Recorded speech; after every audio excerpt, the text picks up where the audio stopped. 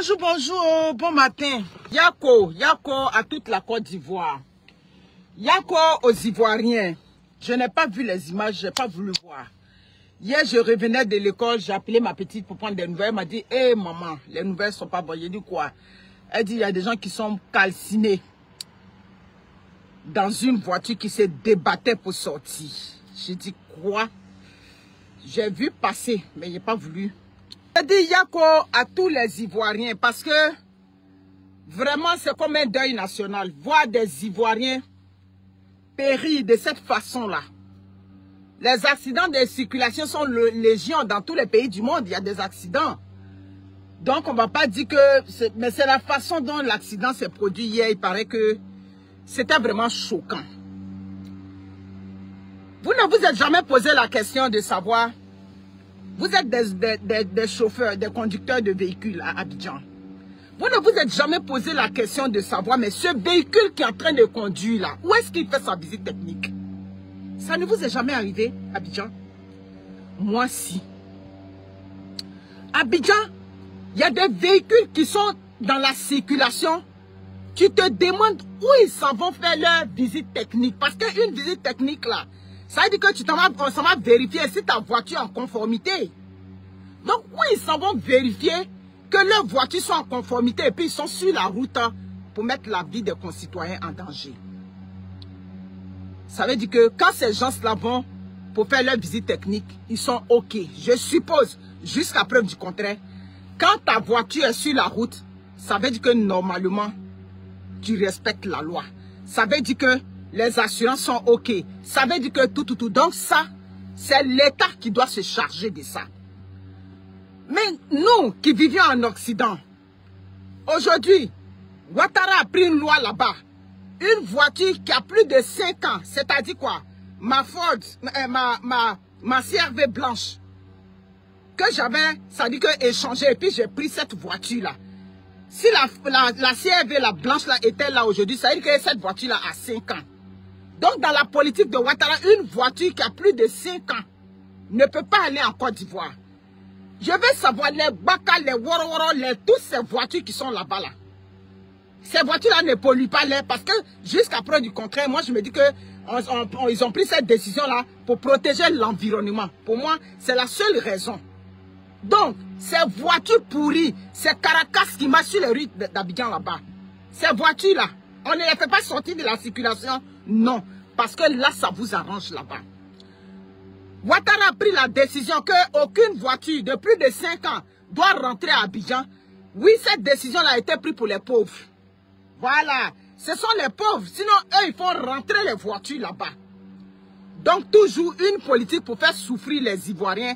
Et puis, lui et sa clique vont être heureux. Oui, on va parler de l'incivisme. Un gros camion qui s'en va, ça veut dire que se décharger sur des petits camions là-bas, ça veut dire qu'il y a problème de freinage, il y a problème de mécanique. Ça veut dire que là-bas, c'est le désordre. Eux, ce qui va les arranger, c'est sur ça, eux, ils focalisent leurs intérêts. Mais l'intérêt des Ivoiriens, la sécurité des Ivoiriens, ça fait combien d'accidents aujourd'hui? Les Ivoiriens pleurent chaque jour. Les Ivoiriens pleurent. Et quand ce genre de choses arrivent là, on n'a jamais vu le président fantôme de la Côte d'Ivoire se déplacer en délégation une fois. Oui, même on est dans les pays des Blancs ici. Vraiment, quand ça dit que le drame prend le pays de cette façon, le président peut se lever un jour au moins pour aller essuyer les larmes des populations avec sa présence, de par sa présence. Mais jamais. Vous comprenez? La question que je me pose, la sécurité des Ivoiriens, jusqu'à quand? Les gros camions, donnez 1 heure aux gros camions de pouvoir sortir. Les gros camions ne doivent pas sortir aux heures de pointe. Les gros camions là, vous analysez là-bas. Vous avez beaucoup d'experts là-bas, donc des experts mangent mille là-bas. C'est pour faire souffrir les Ivoiriens. Il faut que les Ivoiriens souffrent. C'est ça. La politique de Ouattara, c'est moi et ma clique. Voilà, nous on est heureux. Et puis les Ivoiriens doivent souffrir. Voiture pourrie marche dans les rues d'Abidjan, mais on ne peut pas prendre voiture. Ma CRV blanche, je voulais la faire partir à Abidjan. J'ai dit non, je la fais partir à Abidjan pour essayer de faire une petite location. Quand je m'en à Abidjan, au lieu de louer une voiture 30 000 par jour, voiture là ne pouvait plus partir à Abidjan parce que le temps la voiture va arriver, la voiture a déjà atteint 5 ans. Des gens qui ne savent ni lire, ni écrire. Je suis arrivé à me poser des questions, mais quelqu'un qui ne sait pas lire et écrire, comment il fait pour comprendre le code de la route, tout et tout? Vous donnez le permis à ces gens-là, et puis ils vont tuer les Ivoiriens. Des Ivoiriens se battent dans le feu, dans une voiture. Ils sont encastrés dans cette voiture-là jusqu'à ce que mort s'en suive. Ils sont morts sous les yeux des badauds, comme ça.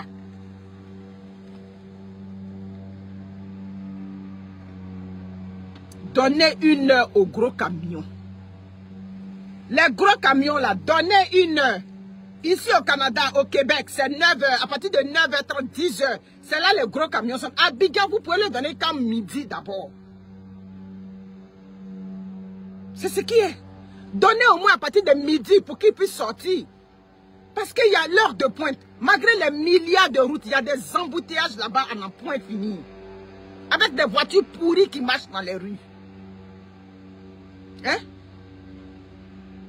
Si le gros camion est quitté là-bas pour venir, ça dit que écraser ce petit Yango, et puis ça dit semer le chaos dans la famille des gens, ça veut dire que ses freins n'étaient pas bons, ça veut dire que techniquement parlant, il y a quelque chose qui n'allait pas dans son véhicule. Ils n'ont pas les bons freins, ils n'ont pas, leurs voitures ne sont pas en chose, mais ils circulent dans la ville d'Abidjan. Mais ils ne vont pas respecter, comme je le dis. Pourquoi on ne respecte pas les lois en Afrique? On ne respecte pas parce que celui qui doit venir appliquer la loi, lui-même, il est corrompu. Les policiers sont corrompus. Les inspecteurs sont corrompus. Ceux qui sont dans les guichets, les guichets automatiques, eux tous, ils sont corrompus. Donc, comment voulez-vous que le système fonctionne si celui qui doit appliquer la loi même est déjà corrompu? C'est ce dont il est question. C'est ça. C'est celui qui doit appliquer la loi. Quand il vient, et puis il a les mains libres, et puis ça dit que même le système, le système judiciaire a les mains liées. Moi, j'avais un problème à Abidjan. J'avais pris un avocat pour régler le problème à Abidjan. Il a dit, avocat qui a fait étude de combien d'années? Il titubait. J'ai dit, mais donc, à quel moment vous faites votre travail en tant qu'avocat? Non, si la personne a pu, si la plainte est arrivée là-bas, ça veut dire que la personne connaît quelqu'un. J'ai dit, mais toi tu es un avocat, si toi tu me dis ça, comment moi je me sentir? Il dit, madame, c'est la réalité que vous dites. J'ai dit, donc ça veut dire que vous les avocats, pour que vous puissiez être à l'aise, ça veut dire que du côté des juges, du côté des procureurs, du côté des en haut là-bas, il faut que vous aussi vous ayez des ramifications. Donc à quel moment, à quelle heure on applique la justice? Avocat qui me dit ça, hein? Je pensais que c'était comme au Canada ici, où tu peux prendre ton avocat et puis ton avocat va aller se débattre devant le juge ou bien devant le procureur. Quelqu'un m'a dit, bon, je vais essayer de voir, je connais une dame procureur, on va aller pour mieux comprendre. J'ai dit, la dame procureur, dès qu'on lui a expliqué le dossier, elle dit, s'ils ont pu arriver là, c'est qu'ils connaissent quelqu'un. J'ai dit, mais donc si le procureur a dit ça, il n'y a pas quelque chose qu'on va faire. Procureur qui dit, s'il a pu arriver là, avec le dossier, ça veut dire que la personne connaît quelqu'un. Mais quand on appelait net là, la personne, son quelqu'un qu'on connaissait là-bas, on a déjà eu le nom du procureur. Donc c'est pour ça que ça ne peut pas marcher.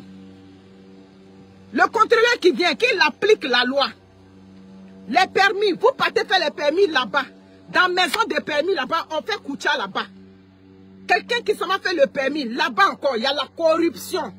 Non, je vais avoir le permis sans conduire. Moi, je connais quelqu'un qui est venu au Canada, qui n'a jamais attrapé un volant de voiture qui est venu avec le permis. Mais à quoi est-ce que tu t'attendais?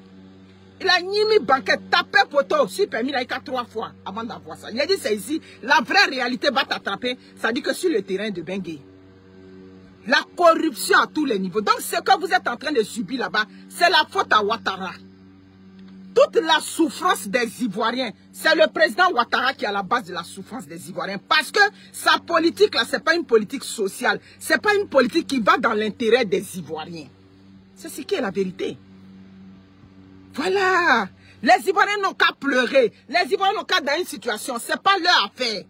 Eux, ils sont là pour gérer le pays comme on gère une maison. Ça dit, ils gèrent le pays comme ils gèrent ça. Même pas, ça dit, en triant. Qu'est-ce qui est bon?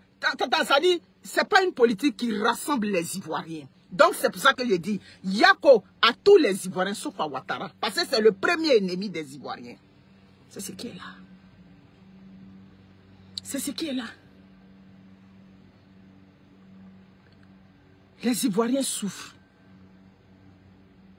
Par tous les moyens qu'on peut. Oui. Par tous les moyens. Légaux, bien sûr. Vous savez que moi, je suis démocrate dans ma tête. Trouvons le moyen pour dégager ce monsieur-là de notre pays. Pour avoir la paix. Pour que les Ivoiriens se retrouvent. Tant qu'il va être à la tête de notre pays, c'est comme ça le sang des Ivoiriens va couler. Et puis, quand le sang des Ivoiriens coule là, lui, c'est la coule douce là-bas, lui et sa clique. Vous comprenez? On peut laisser les voitures pourries circuler dans les rues d'Abidjan, des voitures où les freins ne sont pas en bon état, des voitures où même on n'a même pas mis l'eau dans les voitures depuis 1900, ouais, et là-bas, avec cette température de 30 degrés, 40 degrés, le moteur chauffe, donc dès qu'il y a un petit truc, boum, des étincelles. Ce n'est pas la première fois que des voitures prennent feu comme ça. D'autres prennent l'alcool pour conduire. Si on t'a pris, ça dit qu'avec Alcotest, là, tu peux aller faire business là-bas.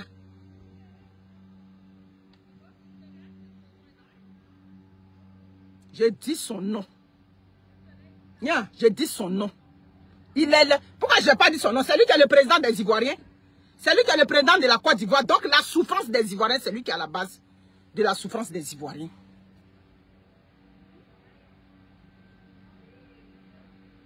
Des gens se débattent là-bas. Des gens vont se débattre dans le feu.